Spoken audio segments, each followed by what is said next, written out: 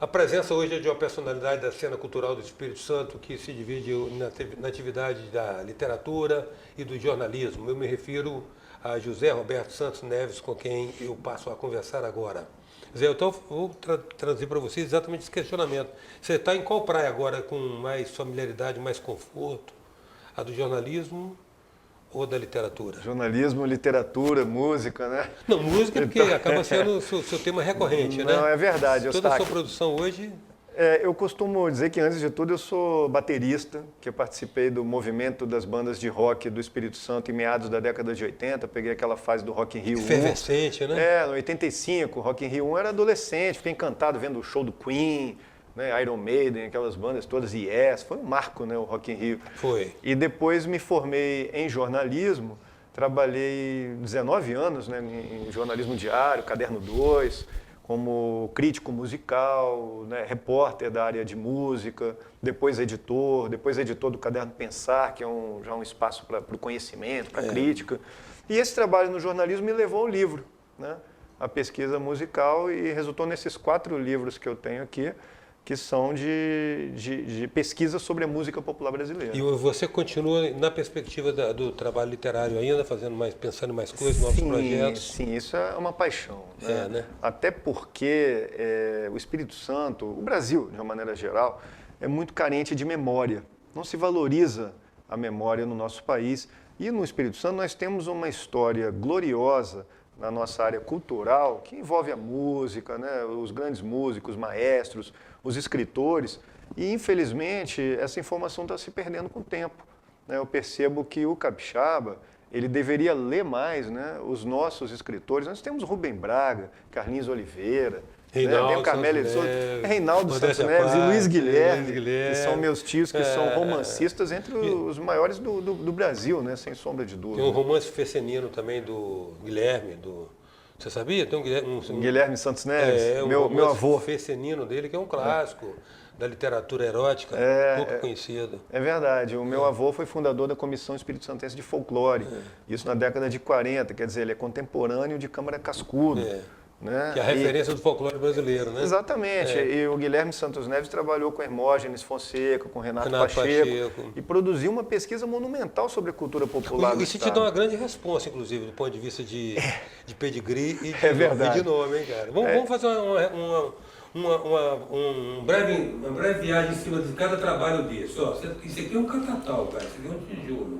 É verdade. São 404 páginas. Esse livro se chama Rock Crise. Quem não conhece fala que é Rock Rise. Eu também pensava, eu sempre pensei que era Rock Rise, nascimento do rock. Mas Rock Crise é o nome de uma música da banda Thor, que foi a primeira gravação de heavy metal do Espírito Santo em 1986. Foi um compacto simples, né? Lado A, lado B. E eles fizeram justamente um trocadilho com a palavra rock crise. Estava na época do governo Sarney, aquela inflação lá em cima e tal. Então fez a música Rock Crise, que acabou virando um marco da música do Espírito Santo. E aqui você está historiando as bandas que estiveram em evidência nesse período? Exatamente. Eu saio dos anos 60 até 1995. Aliás, na verdade, cronologicamente, sua produção começa por aqui, né? Esse é o meu primeiro livro. Você fez para uma outra coleção, agora eu estou sendo apresentado. Essa é a segunda edição. Está bonito, está bem acabado pra caramba. É a biografia da Maísa, né, que inicialmente eu fiz a convite do Antônio de Pádua Gurgel para a coleção Grandes Nomes do Espírito Santo. Só que aí esgotou, né, a primeira edição, e eu fiz uma outra edição independente. Mas você fez ampliei, edição ampliada, tem mais fotos, tem um acabamento diferente, tem um papel pólen que eu gosto muito, né? Favorece assim a leitura. Tem um caderno de fotos, ou seja, é um outro livro, né, ampliado. E assim, Maísa, é até engraçado que o Gurgel na época me perguntou assim, você quer fazer uma biografia sobre a Maísa ou sobre a Nara Leão? E aí eu escolhi a Maísa, mas por quê? Porque o Sérgio Cabral, grande jornalista, né, já tinha feito a biografia da Nara, mais de 500 páginas e tal. Então não tinha, no meu ponto de vista, não tinha novidade sobre a Nara. E a Maísa estava esquecida. Né? E a Maísa, pouca gente se dá conta também que a família dela é do Espírito Santo. E aquela minissérie que a Globo fez, né, em 2009, acabou omitindo essa informação. Bom Jardim, né? Acabou omitindo. Porque eu entrevistei, para contar a história da Maísa, os primos dela, que estão aqui, o Sérgio Sarquis, o Jaime Figueira, que é saudoso, né? Cacau Monjardim, entrevistei Maria Caliste, Caria Lindenberg, né? Pessoas que conviveram com a Maísa aqui no Espírito Santo. E também, no Rio, entrevistei Miele, Ricardo Cravalbim, sabe, o próprio Sérgio Cabral. Então, fui juntando informações de entrevistas com dados de pesquisa mesmo. Aí você tem que ir em biblioteca, arquivo público, né, para poder vasculhar. Pois é, isso que eu ia falar. Na verdade, todo esse trabalho, independente da sua predileção pelo tema ele envolve muito garimpo, né? Muita pesquisa, né? Muito. Independente da construção intelectual de articular essas informações todas, o recolhimento das informações de fontes primárias, secundárias, depoimentos. É verdade. Mas, é muito trabalho. Eustáquio, eu acho que essa é a grande paixão do biógrafo. Sim. Né? De realmente desvendar assim, uma história de vida, contar essa história de vida. Eu costumo dizer que a biografia é um romance da vida real. Porque, assim, na nossa vida nós temos um momento de alegria, de tristeza, né? Tem o momento do apogeu, do auge, tem a queda, o declínio. Então, a vida, ela passa por todas essas etapas de uma ficção. Só que a diferença é que nós temos que ser fiéis aos fatos, né? Então, para mim, por exemplo, descrever a morte da Maísa, aquele acidente na Ponte Rio-Niterói, em janeiro de 77, foi muito doloroso, né? Às vezes o biógrafo tem até vontade, poxa, queria dar um outro final para essa história, né? Ou glamorizar, pelo menos. Mas é diferente do romance, né? O romance é uma ficção, mas aqui a gente trabalha com fatos e é reportagem mesmo. A presença hoje é do escritor e jornalista José Roberto Santos Neves. A gente volta já.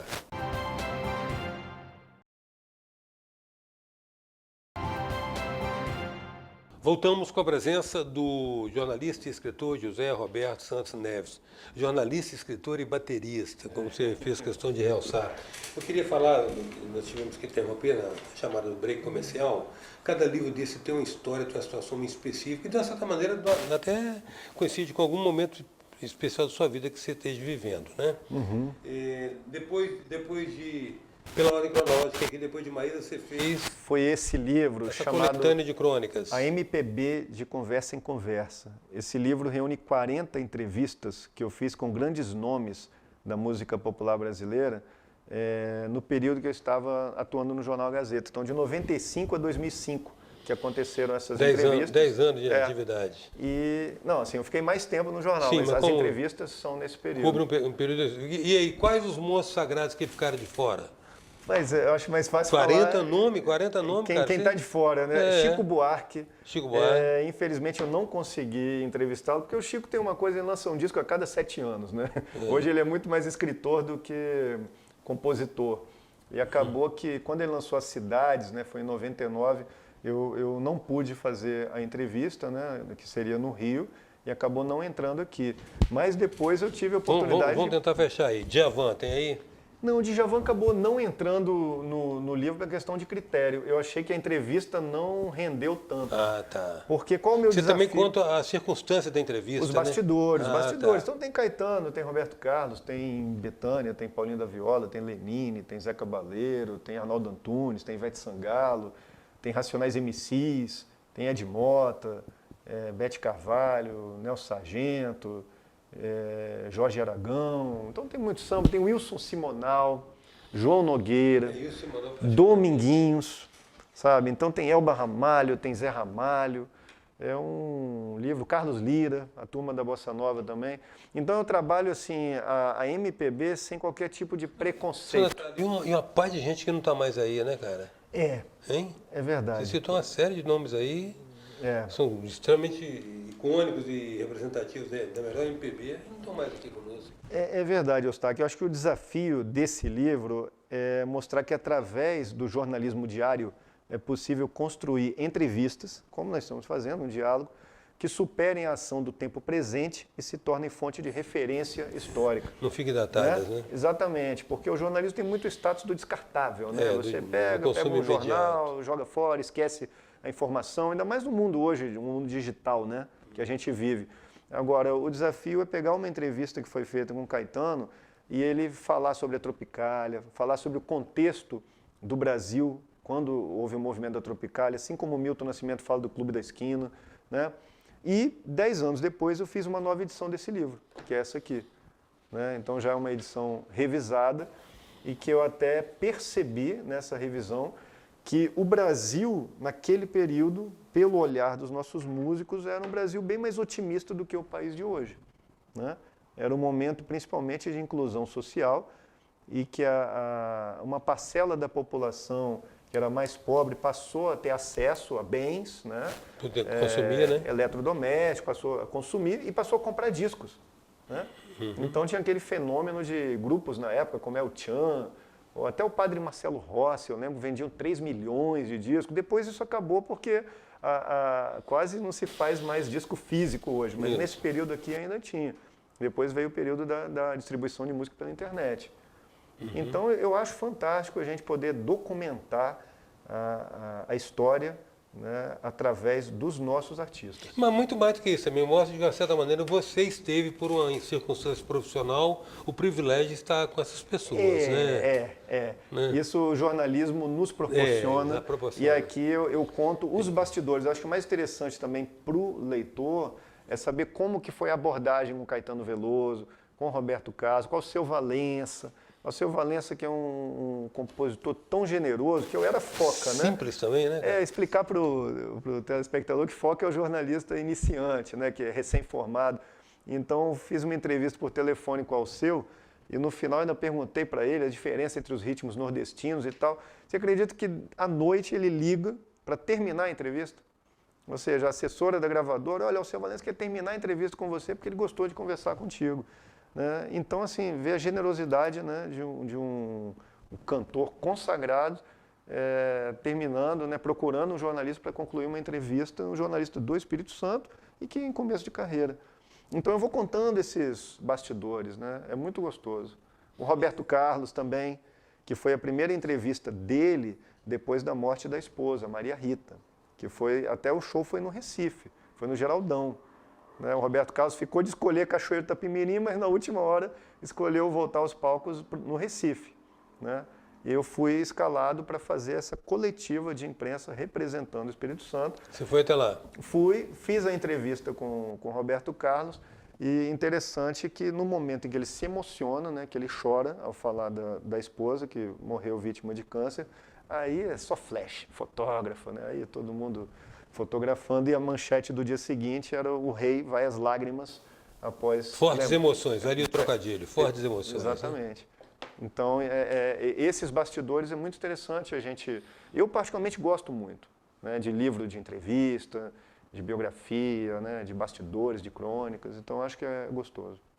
Bom, o nosso tempo está se encerrando por aqui, mas nós temos mais a conversar com o nosso escritor e jornalista José Roberto Santos Neves, por isso eu convido você, querido telespectador, a estar conosco amanhã, na edição de amanhã, para darmos sequência a essa conversa com o José Roberto Santos Neves. Até já.